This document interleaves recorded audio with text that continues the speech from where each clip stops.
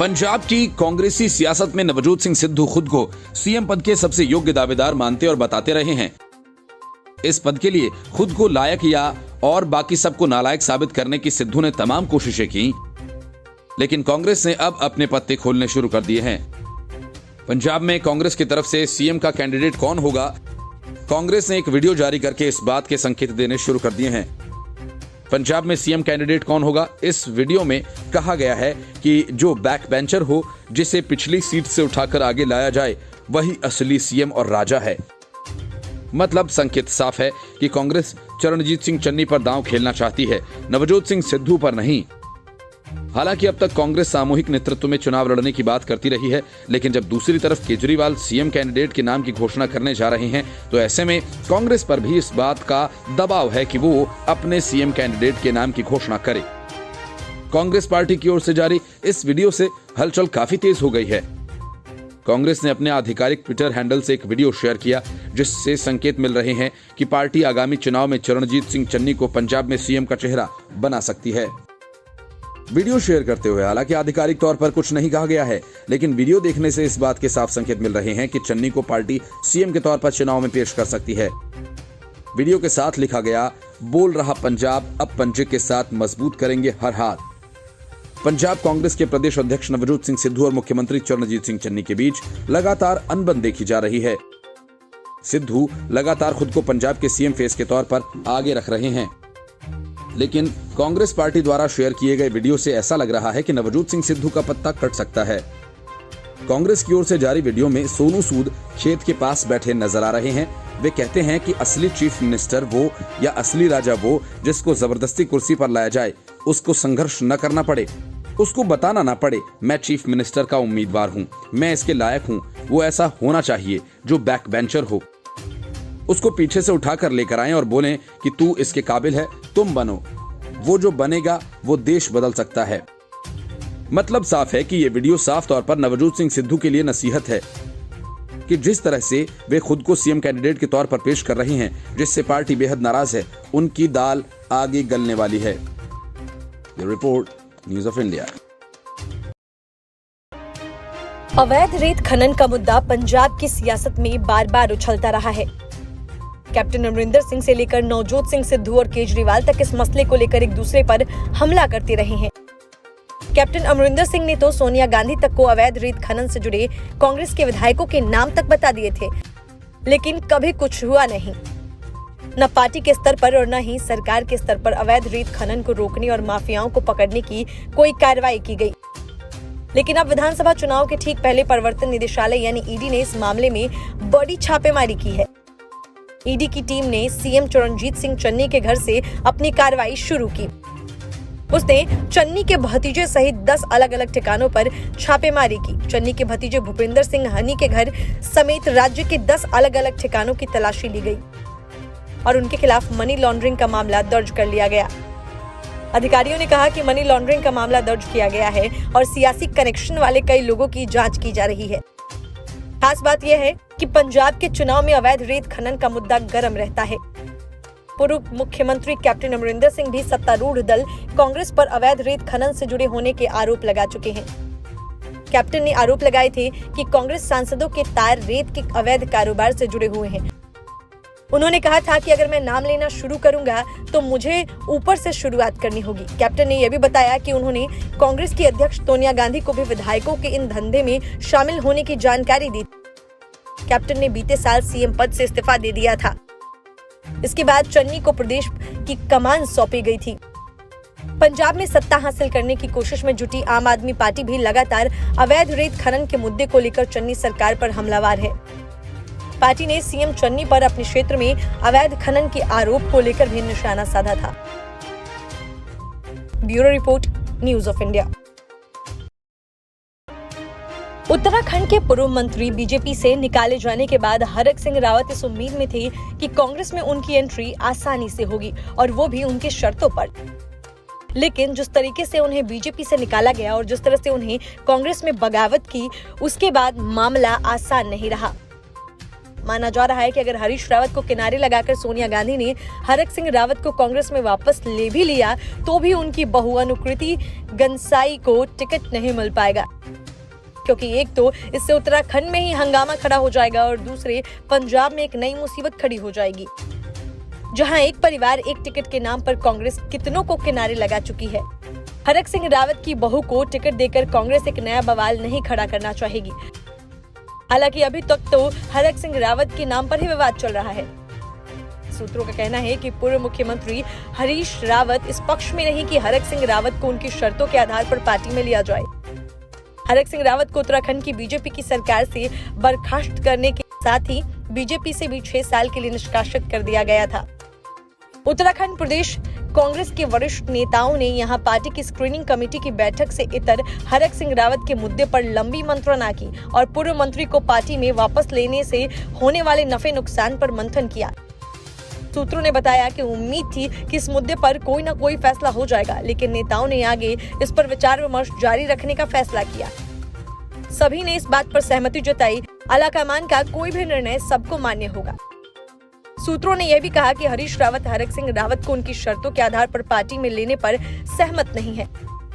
पूर्व मुख्यमंत्री ने 2016 में हरक सिंह रावत और कई अन्य नेताओं की बगावत का हवाला देते हुए कहा कि इन लोगों ने उत्तराखंड और लोकतंत्र के साथ धोखा किया था। साथ ही उन्होंने कहा कि सोनिया गांधी और राहुल गांधी जो भी फैसला करेंगे उसे वह और पार्टी के सभी नेता व कार्यकर्ता स्वीकार करेंगे।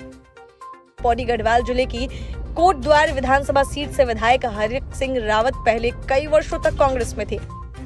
पिछले विधानसभा चुनाव से कुछ महीने पहले विजय बहुगुणा और हरक सिंह रावत समेत कई कांग्रेस नेताओं ने बगावत कर दी थी, जिससे तत्कालीन हरीश रावत सरकार संकट में आ गई थी। फिर विधानसभा चुनाव में कांग्रेस को करारी हार का सामना करना पड़ा। हरक सिंह रावत को कांग्रेस में वापस लेने के बारे में उत्तराखंड प्रदेश कांग्रेस कमेटी के अध्यक्ष गणेश गोदयाल ने कहा कि पार्टी में आगे जो भी फैसला होगा वह सामूहिक होगा। हरक सिंह रावत पिछले कुछ समय से प्रदेश कांग्रेस में कुछ नेताओं के लगातार संपर्क में हैं और वह अपने अलावा अपने कुछ समर्थकों के लिए भी टिकट चाहते हैं। हरक सिंह रावत अपने 1 या 2 समर्थक विधायकों और पुत्रवधू के लिए टिकट चाहते हैं, लेकिन पार्टी उत्तराखंड की जनता और कांग्रेस कार्यकर्ताओं की भावना के अनुसार ही कोई फैसला करेगी। उत्तराखंड की सभी 17 विधानसभा सीटों के लिए 14 फरवरी को मतदान होगा। 10 मार्च को मतगणना होगी। Bureau report, news of India. Uttar Pradesh विधानसभा चुनाव की तारीखों का ऐलान होते ही दल बदलू नेताओं का पाला बदलना शुरू हो गया। स्वामी प्रसाद मौर्य से लेकर धर्म सिंह सैनी और इमरान मसूद से लेकर कादिर राणा तक का ऐसे नाम है, लेकिन इन पाला बदलने वाले नेताओं में से कई चेहरे ऐसे हैं जो टिकट के लालच में जहां गए वहां भी उन्हें टिकट नहीं मिला।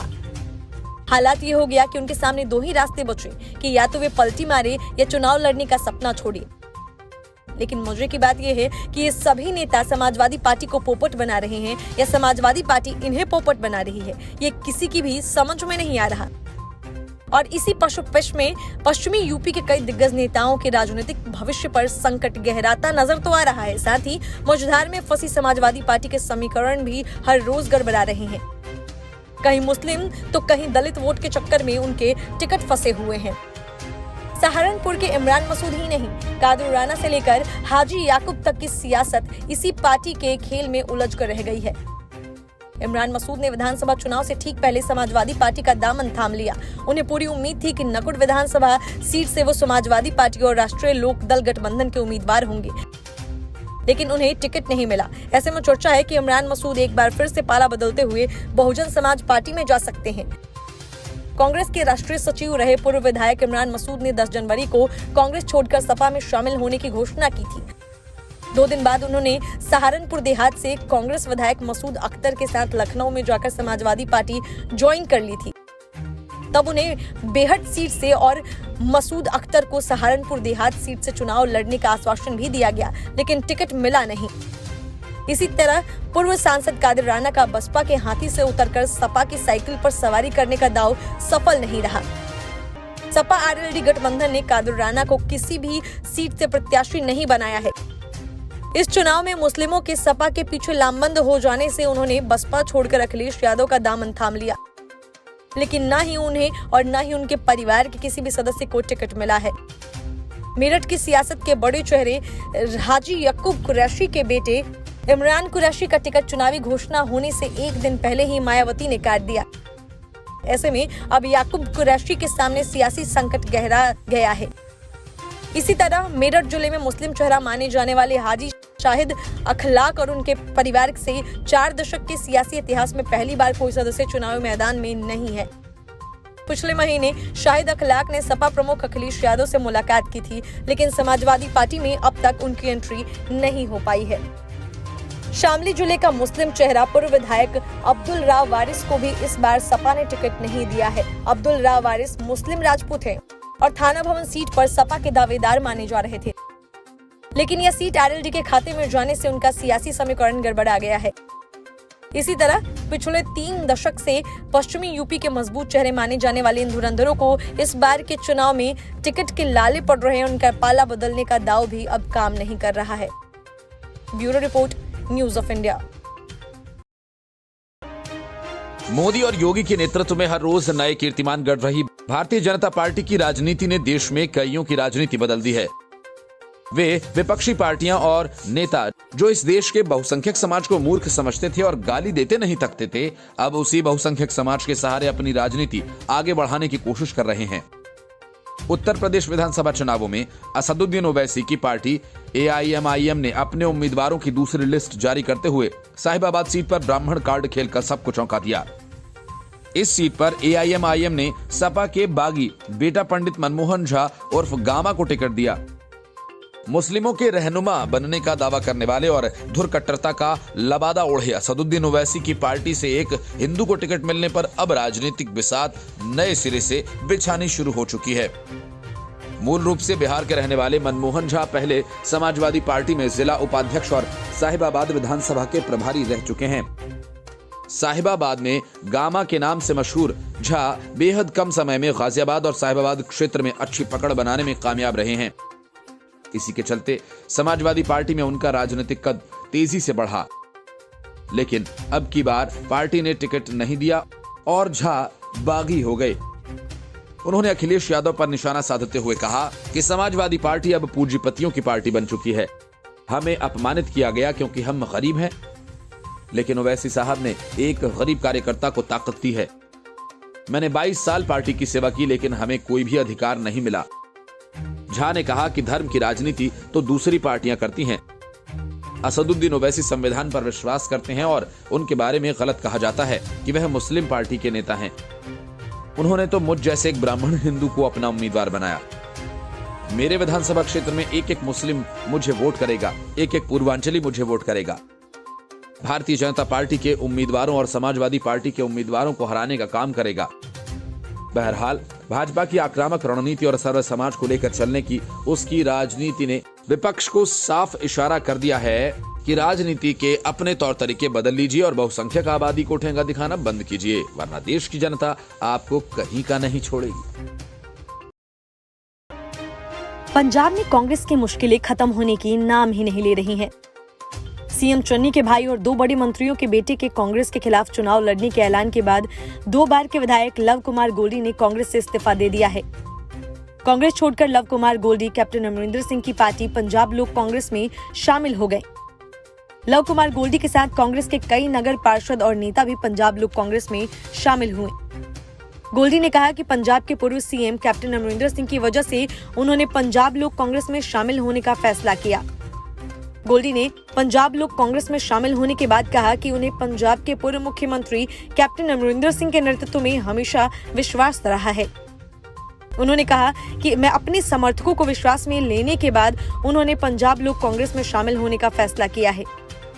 गोल्डी ने कांग्रेस के भीतर छिड़ी आपसी जंग को भी मुद्दा बनाया। गोल्डी ने कहा कि पंजाब को अमरिंदर सिंह के नेतृत्व की सबसे ज्यादा जरूरत है, क्योंकि उनके उत्तराधिकारी पूरी तरह विफल साबित हुए हैं। कांग्रेस गृहयुद्ध की स्थिति में है। गोल्डी ने कहा कि पंजाब को कैप्टन अमरिंदर के नेतृत्व की जरूरत है, क्योंकि उनके बाद आए ज्यादातर नेता पूरी तरह असफल रहे हैं। लव कुमार गोल्डी ने कहा कि ज्यादातर हलकों में कांग्रेस के उम्मीदवार अपनी जमानत भी नहीं बचा सकेंगे। गोल्डी का पार्टी में स्वागत करते हुए कैप्टन अमरिंदर ने एक विशेष संदेश में कहा कि गोल्डी गढ़शंकर के बहुत ही सम्मानजनक राजनीतिक परिवार से हैं। जिनका देश की आजादी और राज्य के कल्याण में बहुत बड़ा योगदान रहा है। बरनाला के नगर पार्षद धर्म सिंह फौजी भी अपने समर्थकों के साथ पंजाब लोक कांग्रेस में शामिल हो गए हैं। बता दें कि पंजाब विधानसभा चुनाव के लिए कैप्टन अमरिंदर सिंह की पार्टी ने बीजेपी के साथ हाथ मिलाया है। हालांकि अभी तक बीजेपी और पंजाब लोक कांग्रेस के बीच सीटों का बंटवारा नहीं हो पाया है। पंजाब की सभी 117 सीटों पर 20 फरवरी को मतदान होना है। Bureau report, news of India. चुनाव से ठीक पहले अवैध रेत खनन के मामले में पंजाब में ईडी ने चन्नी के रिश्तेदार भूपेंद्र सिंह हनी के ठिकानों पर छापा मारा तो सीएम चन्नी इसे दबाव की राजनीति बताने लगे। रेत खनन माफिया खिलाफ कार्रवाई जारी है और मोहाली से लेकर लुधियाना तक जांच चल रही है। वहीं हरियाणा के पंचकुला में रेड हुई है। मोहाली में चरणजीत चन्नी के करीबी रिश्तेदार के यहाँ रेड हुई है, जिसे ही पंजाब में अवैध रेत खनन का सरगना बताया जा रहा है। पंजाब पुलिस ने 2018 में अवैध रेत खनन को लेकर केस दर्ज किया था, जिसमें बाकी धाराओं के साथ 420 भी लगी थी। उसी के आधार पर इस केस को ईडी ने टेक ओवर कर लिया। शुरुआत में से कुदरतजीत नाम के आरोपी का नाम सामने आया था। उससे पूछताछ हुई तो पता चला कि इसके मुख्य सूत्रधार भूपेंद्र हनी हैं। इसके बाद ईडी भूपेंद्र हनी तक पहुंची, जो मोहाली के सेक्टर 70 के होमलैंड सोसाइटी में रहते हैं। ये भूपेंद्र हनी ही पंजाब के मौजूदा सीएम चरणजीत चन्नी का करीबी रिश्तेदार है। उन्हें सीएम चन्नी की साली का बेटा बताया जा रहा है। ईडी इस बात की जांच कर रही है कि भूपेंद्र हनी के अवैध रेत माइनिंग में क्या सीएम चन्नी के प्रभाव का इस्तेमाल किया गया। क्या सीएम चन्नी के नाम का इस्तेमाल कर अवैध रेत खनन का काम किया गया। इस मामले में अवैध रेत खनन के जरिए करोड़ों की कमाई का शक है। सीएम चरणजीत चन्नी को लेकर रेत खनन का मामला पहले भी उठ चुका है। पूर्व विधायक सुखपाल सिंह खेहरा ने यह मामला उठाया था। उस वक्त चरणजीत चन्नी पंजाब के कैप्टन अमरिंदर सिंह की अगुवाई वाली सरकार में टेक्निकल एजुकेशन मिनिस्टर थे। हालांकि चन्नी ने उस वक्त इन आरोपों का झूठा करार दिया था। चन्नी ने गुरुद्वारा साहिब जाकर कसम खाने तक की बात कह दी थी। इससे पहले आम आदमी पार्टी ने भी सीएम चन्नी के विधानसभा क्षेत्र चमकौर साहिब में अवैध रेत खनन के आरोप लगाए थे। उन्होंने कहा था कि सीएम की जानकारी में ही गांव जंदापुर में अवैध रेत खनन हो रहा है। जब फॉरेस्ट ऑफिसर ने इसका विरोध किया तो उसकी ट्रांसफर करवा दी गई। हालांकि सीएम ने इन आरोपों को गलत करार दे दिया था। Bureau report, news of India.